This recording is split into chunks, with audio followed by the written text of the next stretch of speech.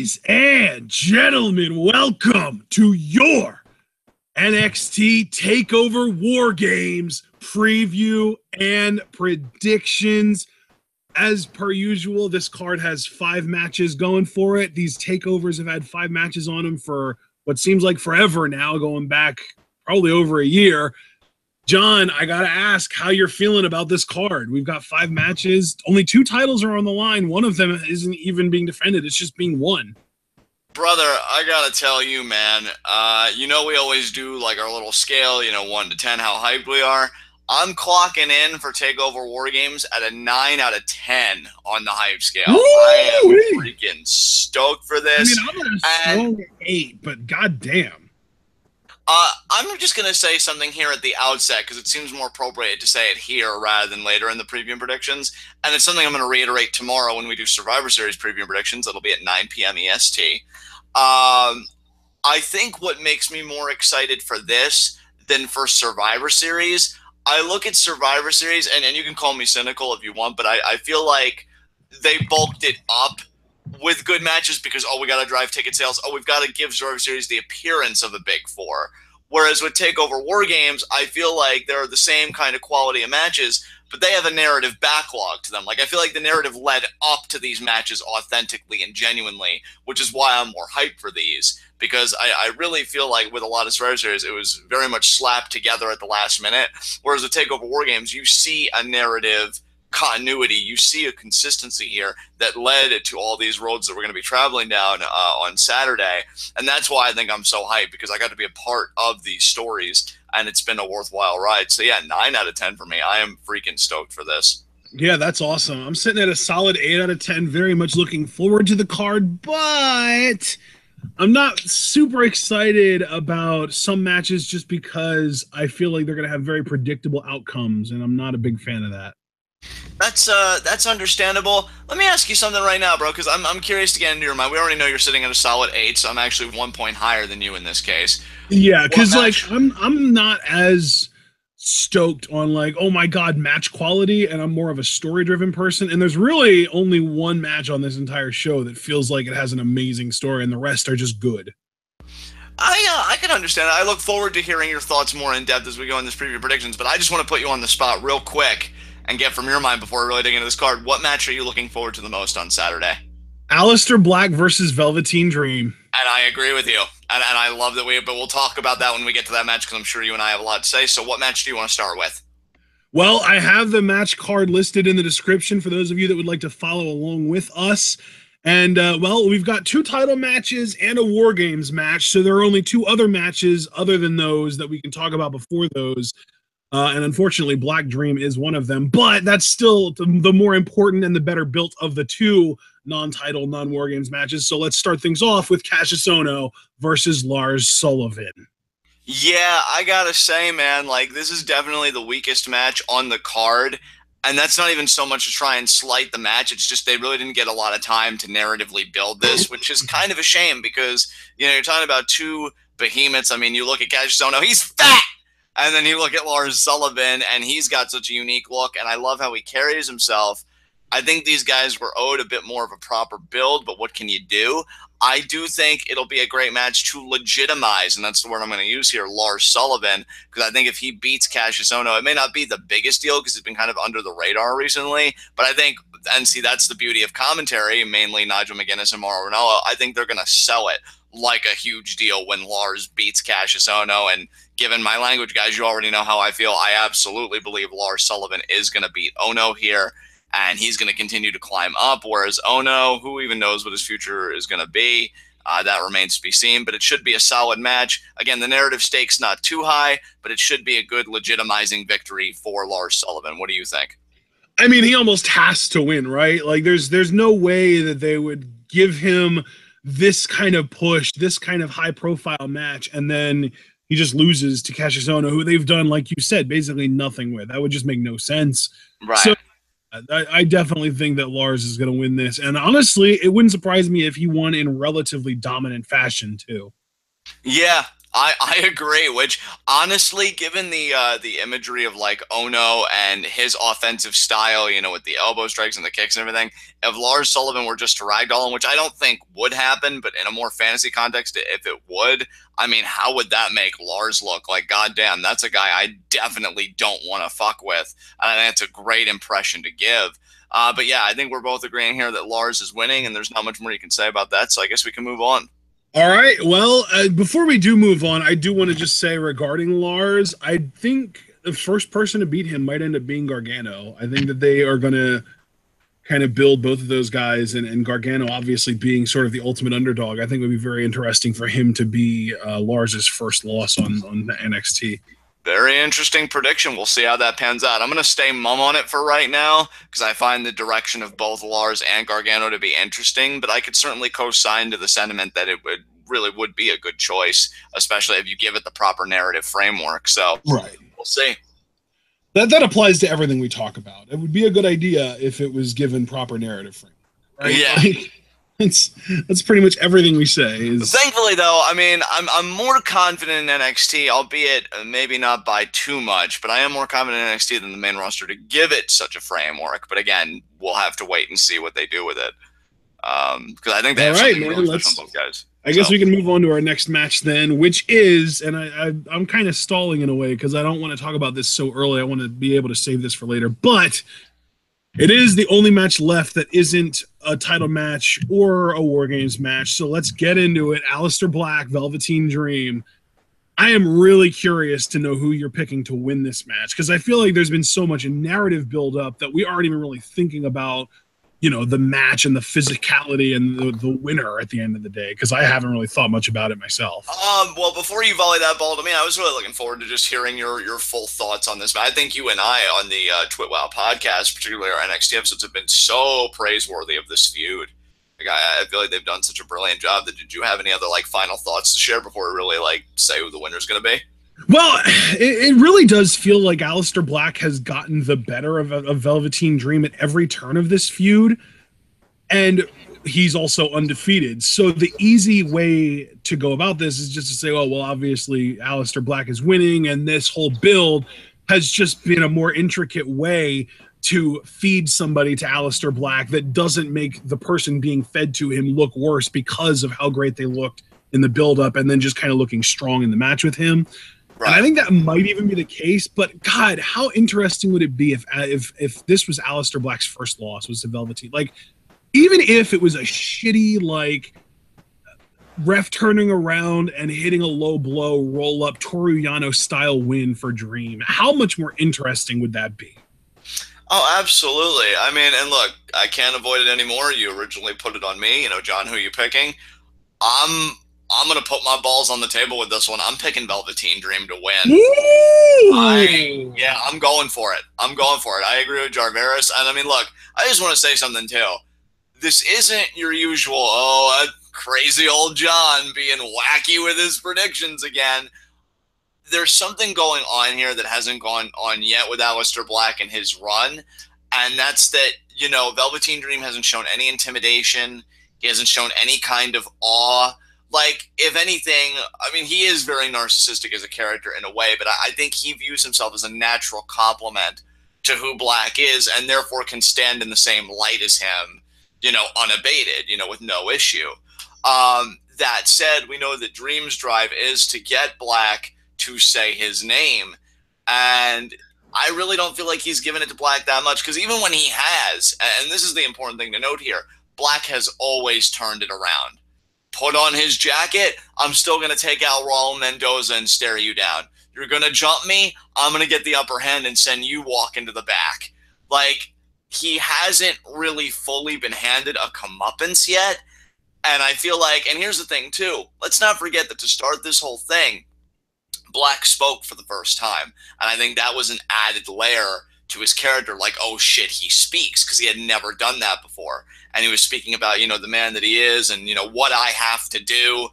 So I think they're kind of taking an interesting direction with Black's character. But I think, again, and we see this with a lot of baby faces, even though Black to me has everything, and I'm not saying this as a criticism, I don't think he's looked too vulnerable yet, and I think that's where Dream comes in, because I think Dream, of all freaking people, is going to be Aleister Black's vulnerability. That's going to be like that humanizing element. So, yeah, I mean, it may seem like another one of my wacky predictions, but I am going with Velveteen Dream on this one. Now, I'm curious who you're going with, because I know you and I may have different thought processes, but I'm curious if we're traveling the same road here. Yeah, you know what? There are even people in chat that are saying, oh, what if Lio Rush helps Velveteen Dream? And that's so compelling because they were tag team partners and I think maybe even tag team champions in Maryland, in a promotion in Maryland. I think it was just like Maryland Championship Wrestling, MCW. Right. But oh God, all of these great ideas are really enticing, and it makes me want to pick Dream, but based on really kind of the reasoning I gave earlier, that I think that they're doing this all so that they can feed Velveteen Dream to Aleister Black without making him look weak. But combine that with the fact that they really haven't addressed Aleister Black's undefeated streak as much during this program, and the fact that it's gonna have to go on early. Like if this match goes on late, like if this ends up going on like as like sort of the pseudo cooldown match between the NXT World Title and WarGames, I would have to pick Dream to win. But based on the fact that I think this is going to be one of the earlier matches, I don't think they're going to do anything too crazy. I think that Black is going to win. I'm picking Black. And that's fair. That's fair. And see, dude, I love that this is a case where we're both divided, but in my mind, it's not even a case of, you know, me just being so extreme in one way and then you being kind of the anchor. It's more the way that this narrative has been presented. I think you can really see, like, is Dream going to get what he wants, or is Black going to continue his dominance? Which one do we think should happen? Which one do we think should happen? And for the record, as far as what should happen, I'd even still say I think Dream should win this. I think that's far more interesting narratively than Aleister Black having another notch in his belt. And what I want to make perfectly clear, Aleister Black isn't any less perfect if he loses here. He's still everything a top star should be, in my mind, on the main roster. But I think, hell, what a stamp of approval on Velveteen Dream. I was talking earlier how Kassius Ohno could be a legitimizer for Lars. If Velveteen Dream manages to beat Aleister Black, even though I would fully expect Black to get the win back later, I mean, Dream, to me, down the road would have to be in the conversation for the NXT Championship. So I can't wait to see what they do. This build has been incredible. And again, it's both of our most anticipated matches on this takeover, simply because the story has just been so goddamn good. Yeah. So, what's next?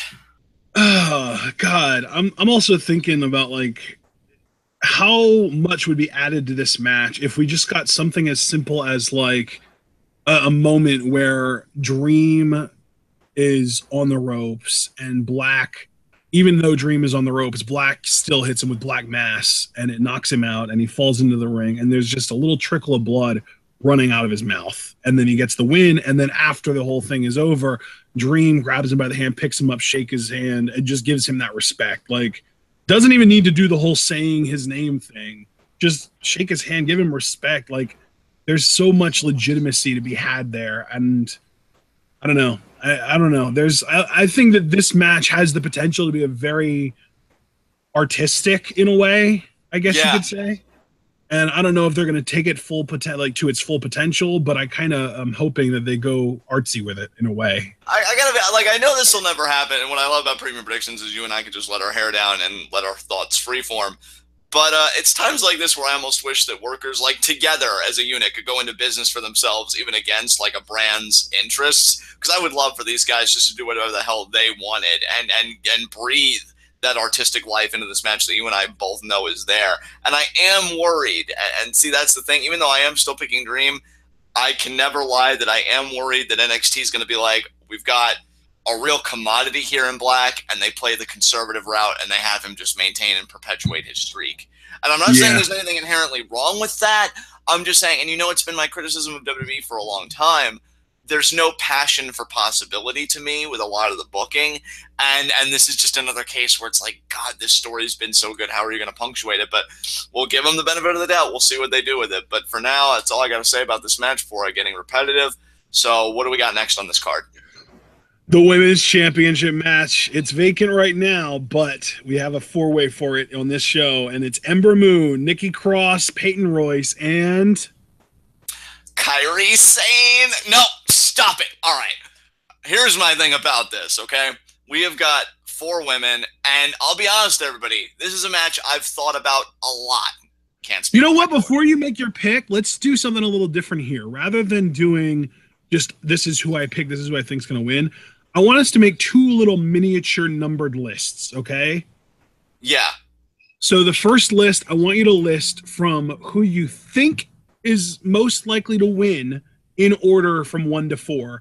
And then the second list would be who you want most to win from 1 to 4.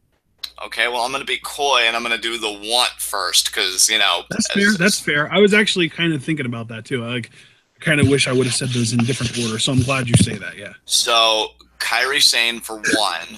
Right. Peyton Royce for 2. Yep. Ember Moon for 3.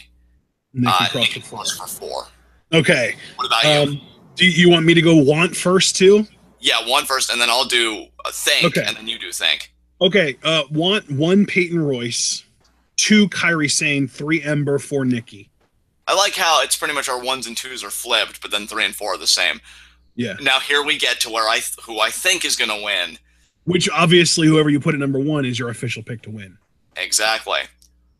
1 Peyton Royce. Yes! 2 Kairi Sane. 3 Ember Moon.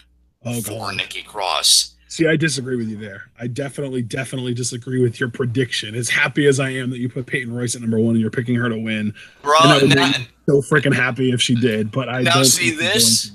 This is where I will give everybody permission to say, crazy old Uncle John with his wacky predictions every month.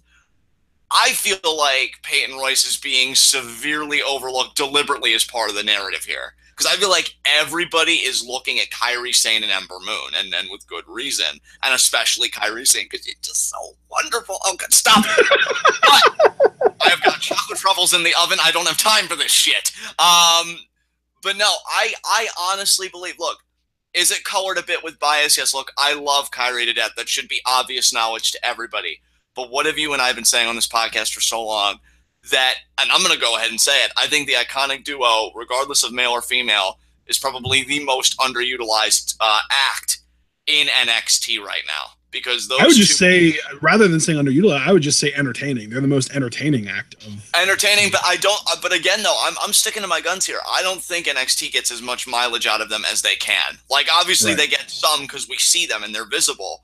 But to me, these guys should be running the division. And maybe I just have a feeling, you know, because they do the whole story of, oh, Peyton qualified, but Billy didn't. And Kairi's like intimidating, you know, Peyton, and then she beats Billy. Like, these guys have never really been out of the conversation, but Nikki's so dominant. You recently called her the Kushida of the women's division. Kairi is wonderful, and we all know she has a future. And Ember's that babyface where she's always close but no cigar. I'll be honest with you. I think Peyton's going to be the one to sneak in and pick the goddamn bones. I think she's going to be NXT Women's Champion. And I think either Ember or Nikki is going to eat the pin, because ain't no way my bestie, Kairi's going to eat the pin. But, you know, I'm sorry, dude. Like, I can't give the biggest justification. I just look at these 4 women and I say, okay, everybody's looking at Ember and Kairi. Nikki, people are probably giving visibility because sanity, and I think she's a more beloved character. But Peyton, to me, is on the margins. But I think that also makes her so dangerous. So I'm just looking at her and I'm thinking, it's her time, man. I think she's really going to be NXT Women's Champion. And I'll go one step further again, and I'll say that, you know, Ember will eat the pin. Actually, no, Nikki will eat the pin. Nikki will eat the pin. And, yeah, Peyton Royce will become champion. So I'm curious about you because, wait, can I take a guess of who I think your number 1 on think should be before you say it? You're not going to know it, but, yeah, go ahead.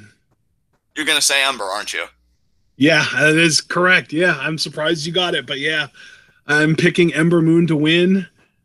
She is number 1 on the who I think is going to win list. And then I think number 2 would be Peyton Royce, 3 Nikki, 4 Kairi, because I don't think they're going to give the title to Kairi on this show. And if they do, that'd be awesome. And I know you would be ecstatic, and that would be like the new mark out of the millennium, and it would be great. But I think she's the least likely to win this match. God, if Kairi wins, it'd be the most good-natured mark out I've ever had. Oh, God. Jarveris is right. She has to lose so that Johnny Goodfellow dies. I can't keep dealing with this Dr. Jekyll, Mr. Hyde bullshit. But yeah, you picking Ember. So you feel like, I don't want to put words in your mouth, but I just want to kind of have a dialogue about this. Are you picking Ember because you feel like it's been more of a long-form narrative? Like, oh, she was the last person to really push Asuka to the limit. She couldn't get it done. She's been so close to the title, but now it's her time now that Asuka stepped down. Well, I think it's a lot of things with Ember Moon. First of all, what you said, it's a long-form storytelling device. They have been having Ember chase that title for so long now, and Asuka has been the ultimate obstacle that she just hasn't been able to get over. But now Asuka's gone, so there's nothing standing in between her and the title as far as that narrative is concerned. But also, because if you think about the build-up to this match, Kairi, Nikki, and Peyton have all felt very tangential to this story, and Ember Moon is at the center of it. They are building this match around Ember Moon and her story. And I will say the one thing to me that gives credence to what you're saying is that Ember, most recently on the Go Home show, had the very dragged out physical kind of grueling matchup against Mercedes Martinez and still came out on top. I think it's kind of like that final punctuation. Yeah. And why did she have that match against Mercedes? Because Mercedes said she can't win the big one. Now, we know wrestling, and when someone says something isn't going to happen, that probably means it's more likely to happen. Right. So, and combine that with the fact that the reason that I have Ember at 1 and Peyton at 2 is because I really do think Ember's going to win. But if they don't give the title to Ember, I think the most likely scenario is she hits the Eclipse, Peyton pins whoever she hit it with by throwing Ember out. So that, to me, most likely scenario is Ember Moon hits the Eclipse, 3 count, Ember Moon is champion. Next most likely scenario is Ember Moon hits the Eclipse, Peyton throws her out, pins whoever she hit with it, and wins the match. So those are the 2 most likely scenarios to me, and that's why Ember and Peyton are my 1 and 2 respectively. I had a really hard time putting Peyton ahead of Nikki Cross, though, because Nikki Cross is just in that state where they could give the title to her at any point, and I wouldn't be surprised whatsoever, just because of how strong they've made her look so consistent. Yeah, bro. The only reason I'm not excluding her outright, I know I put her at the bottom of my list, but even then, you put her at the bottom of both of your lists. I'm with you as far as not wanting her to win the title, but you even thought that she was least likely to win the title. And to me, she is just as likely to win the title as Peyton or Ember. It really does come down to, I think those 3 women could win the title, and I don't think Kairi is going to. But if Kairi does, I'll be happy. Right. The only person that I don't want to win the title is Nikki, and that's almost exactly why I think that she's going to win the title, is because, of course, the one woman that I don't want to win is the one that ends up winning. That's just my luck. But yeah, Nikki, the way that she's been, and she could do the same thing that I think Peyton would do, is Ember Moon hits the Eclipse on Peyton even, and then Nikki comes in, throws Ember out, and pins her. I could see that happening very easily, because you've got to remember, Nikki is the only one of these women that that was in 2 qualifying matches to get into this match. And she got screwed out of the first one by Tainara, and then she won that Battle Royal in order to get in. So yeah, the 2 most sort of indicative stories that lead to me to believe that they're the most likely people to win are Ember Moon and Nikki Cross. But Ember's story, I think, is more sort of overpowering than Nikki's. And I think that Peyton is a better foil to Ember than Nikki. So that's why I say Peyton number 2. It also might be my bias picking Peyton number 2. So, hey, man, I can tell you biases at work for me. I think Peyton is so deserving of that title. And not that Ember and Kairi aren't, because, oh, God, the friendship. But, Peyton just is part of such a great act with the iconic duo. I feel like they could do such great stuff. And here's another thing we have to consider, too. And I'm not necessarily making this as an argument for Peyton winning so much as I'm making this point just for general consideration. The title is vacant, as you and I noted, so you have to imagine that whoever the champion is, and however the finish goes down more broadly, is going to kind of show its hand on where the women's division is going to go now that we finally filled the void that Asuka left. For example, to kind of piggyback off of you mentioned a scenario where Ember may hit the total Eclipse, and Peyton just tosses Ember out and then pins the person that got hit by it. Well, that would kind of telegraph to me, well, one, obviously Peyton's your champion, and two, like her first big feud would be with Ember Moon. Right. Yeah. So we're going to get a lot of questions answered about who's heading the division and what direction in terms of feuds they want to go. And as we mentioned as a criticism in a prior podcast, the championship is the only feud that matters.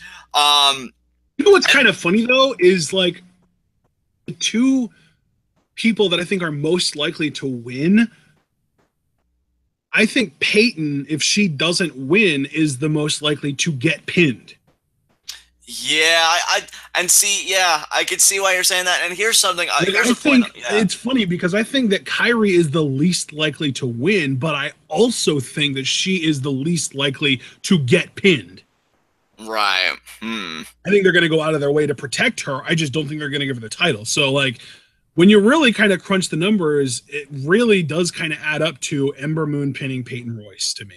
That's what I'm going to predict officially. The only other point I'll give in your camp of Ember winning, and like I'm not going to change my mind because I just got that again. This is my official wacky prediction. Peyton's winning. But the only thing that makes me think that Ember might pull it off, and I've always had this concern with baby faces, way back even when Jeff Hardy was pursuing the WWE title, is how long are people going to care? And that's my worry. If they didn't have Ember win here, people may not care at the next event she gets a crack at the title unless the narrative can sustain interest, which you and I have expressed with WWE that isn't always a given. So they may want to cash in and put the belt now, just complete that story and then focus on a new story, and that is Ember as the hunted, as the champion. So I can definitely see where you're coming from.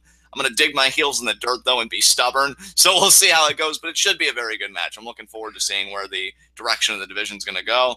It's funny, though, because we've kind of set ourselves up so that the only person that could win and have both of us be disappointed is Nikki Cross. Because if Ember wins, I'm happy because I predicted it. If Kairi wins, you're obviously glowing because she's your girl.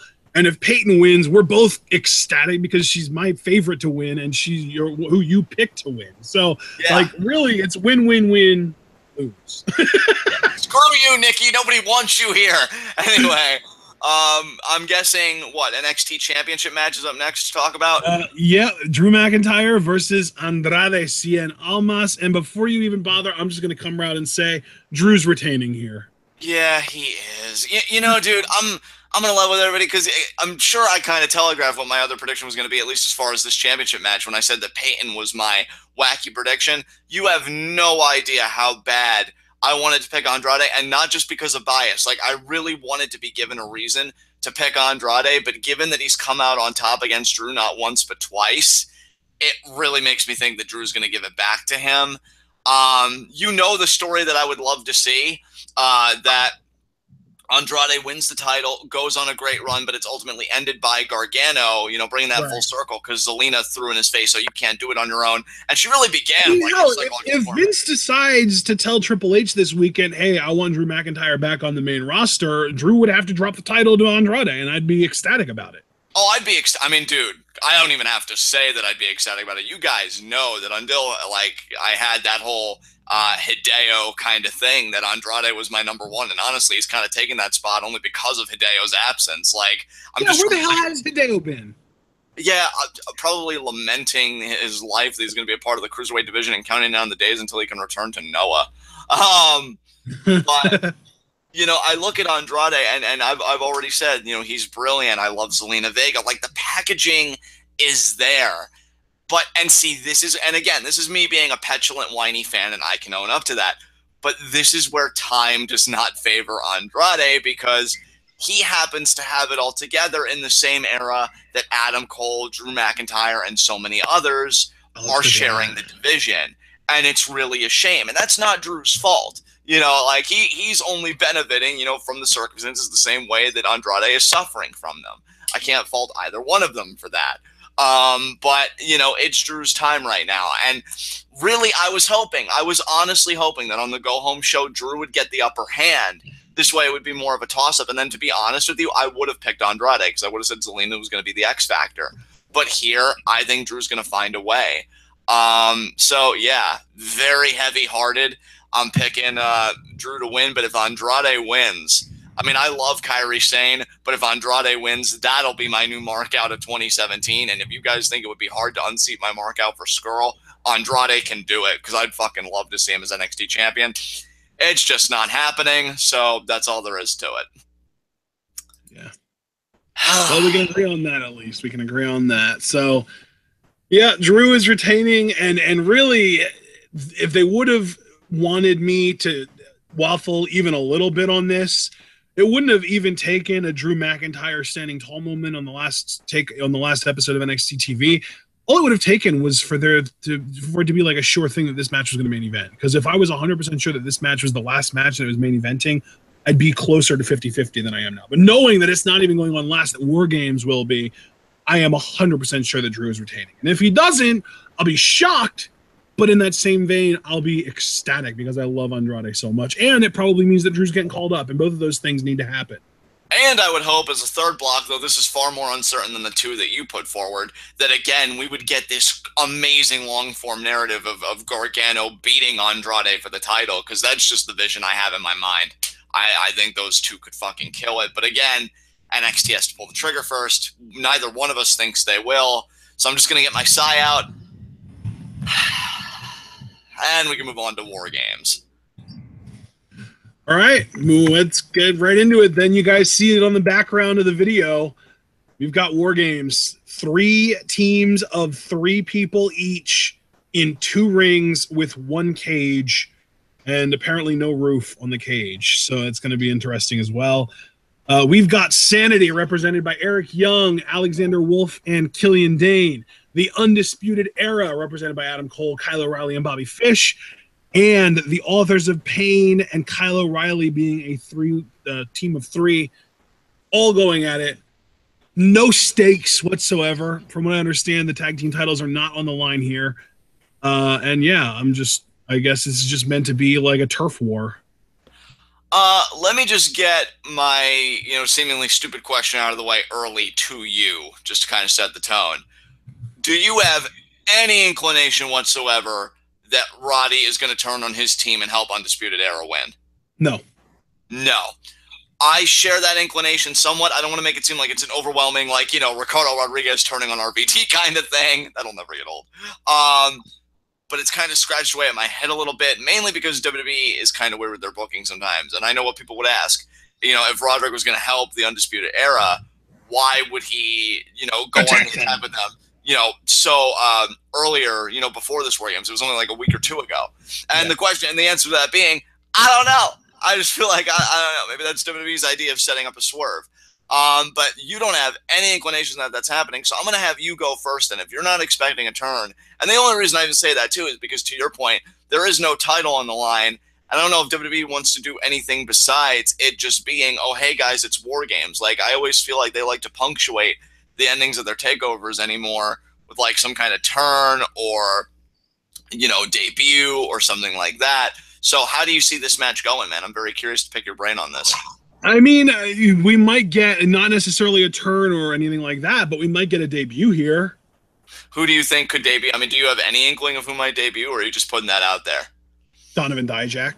Ooh, but aligning with who though? And is that going to feed into your prediction? Era. He's an ROH guy. Oh, okay. Yeah, he was. I mean, he obviously ROH isn't the only place he wrestled, but that's the only mainstream place that he's wrestled. You know what's crazy? Because Donovan Dijak is such an impressive specimen. Like, I'm loving your line of thinking right now.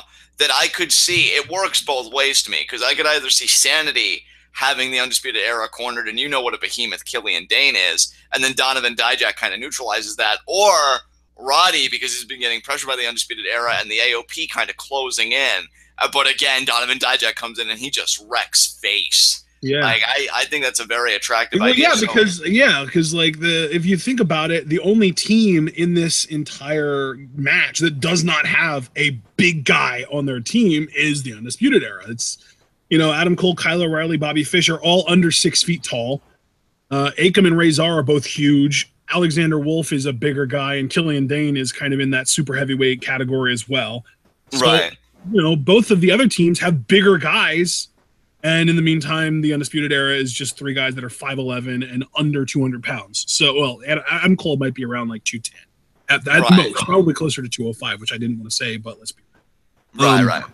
So yeah, I think it would make a lot of sense, and especially if the cage isn't going to have a roof, which Triple H said in his conference call, which you and I are going to listen to later. Yeah, obviously there's going to be interference, and I think it's going to be Donovan Dijak, and I think that he is going to help the Undisputed Era win this match. So that's my official pick. You know what, dude? I didn't think it was going to happen at all in this preview and predictions. I was actually thinking it was going to happen more on Survivor Series, and it still might tomorrow.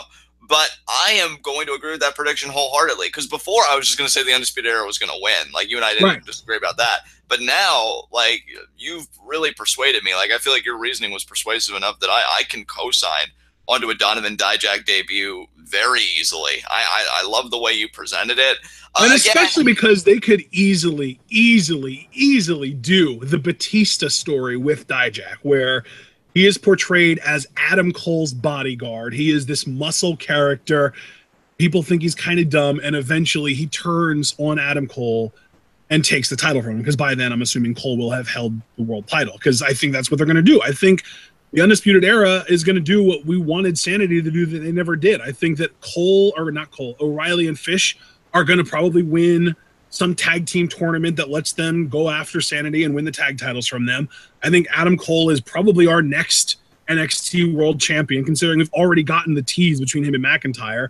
And I think that Donovan Dijak is going to end up being Cole's bodyguard. So and then obviously that would mean that eventually Dijak would turn on Cole and take the title from him probably. So yeah, I already have this all planned out in my head, and it's probably not actually going to happen, but it sounds cool in my head, so I'm going to roll with it. Well, no, I mean, there's nothing objectionable in my mind to your reasoning, because what do I always, well, not always, but what do I sometimes say about certain main events or certain pay-per-view cards? To me, even though I'm still guilty of doing this, but I don't think you ever really should look at a match in a vacuum. I always look at all cards as kind of interconnected with everything else, save for maybe like the lowest level match with, of course, the main event. But I feel like all the other disparate parts share some kind of relationship. And I definitely see a relationship between WarGames and the NXT Championship match, to your point. I do think Adam Cole, I mean, hell, Adam Cole debuted attacking Drew McIntyre and posing with the NXT Championship. Drew has not really effectively paid him back for that. So you have to imagine they're going to be on a collision course, which is why Andrade is going to be robbed. God damn it. But then you got Fish and O'Reilly, where they're absolutely, in my mind, going to become tag team champions. AOP's time, to me, is done. And not even in the sense of like, oh, they're trash. Although, you know, that's a subjective opinion that I'm not even going to share here. I feel like they're going to be called up soon. So that's my opinion on that. And Sanity, I never really felt like we're going to be in for a long reign, because the group just never really measured up to what we thought they could be. And I just see them kind of keeping the belts warm for Fish and O'Reilly. Really, the only person that I'm curious what they're going to do after this is Roderick Strong. Because if he's not turning heel, which again, I do agree with you, despite the small, like, scratching in the back of my head, like, yes, indulge the dark side. I don't really know what he's going to do after this. But yeah, as far as everything you're saying about Undisputed Era, and again, even Dijak, I agree with it. I see no reason to object to it, and I'm just going to fully, wholeheartedly co-sign onto your prediction here and say, yeah, Undisputed Era for the win via Donovan Dijak debuting. Now, do you have any like inclination? Like, do you think Adam's going to pin Roddy? What, Fisher O'Reilly's going to pin a member of Sanity? Because that may feed. Oh yeah, I definitely think that either Bobby Fish or Kyle O'Reilly will pin one of the Sanity guys, because that'll set up their tag title feud. Awesome. All right. Well, I think you and I are in complete agreement there. And there's really nothing else to say. I am so looking forward to Saturday again. Dream Black, Andrade, McIntyre, because even though I know Andrade isn't going to win, you know how I am. I'm going to go down swinging, cheering for Women's Andrade. Four-way, you're Kairi. And Kairi and Friendship, and you guys are going to see me just struggle with my duality the whole time between Scumbag and Goodfellow. And then WarGames, which will be my first WarGames, and really both of our first WarGames as we established on our NXT review of the Go Home show. Yeah. So, yeah, I can't wait for this. Should be great. Is this the first time that a preview and predictions video has ever gone longer than the Go Home show review? It might be. It might be. Yeah, because our takeover or our NXT Go Home show last night was under a half hour, and we've gone for almost 40 minutes here. So, right. Well, yeah, I'll let you take us home. All right, guys. Well, Hopefully you all enjoyed our preview predictions here. Let us know what you expect to happen on this show down in the comments once this video is fully processed. And of course, remember to like the video, subscribe if you haven't, and once you do subscribe, remember to click on the little bell icon that pops up for notifications whenever we go live or upload a video, which is basically never. Follow us both on Twitter, like the official Facebook page, check out the subreddit. And of course, if you're interested in supporting us, you can do so on either Patreon or Teespring. Teespring, all you got to do is go there, check out the merch, pick out something you like and buy it, and we will get a portion of the proceeds on that. And then on Patreon, you can donate as little as $3 to get rewarded, and the $3 reward is Discord access. And if you do get into the Discord, you get to kind of hang out and talk with a really tight-knit community that is the most hardcore TwitWow fans and John and myself. And of course, then that also accumulates so you can buy live reaction requests. And it also goes into the community pot that will eventually, hopefully, add up to the community goal that will allow us to live react to Progress every week. Hopefully that happens by the end of this month so we can do that in December. And that's about all I got to say, guys. So we will see you all tomorrow night for our Survivor Series preview and predictions. And then, of course, Saturday for TakeOver WarGames live reactions and Sunday for Survivor Series live reactions. We will see you guys tomorrow night. And, of course, remember to stay tuned.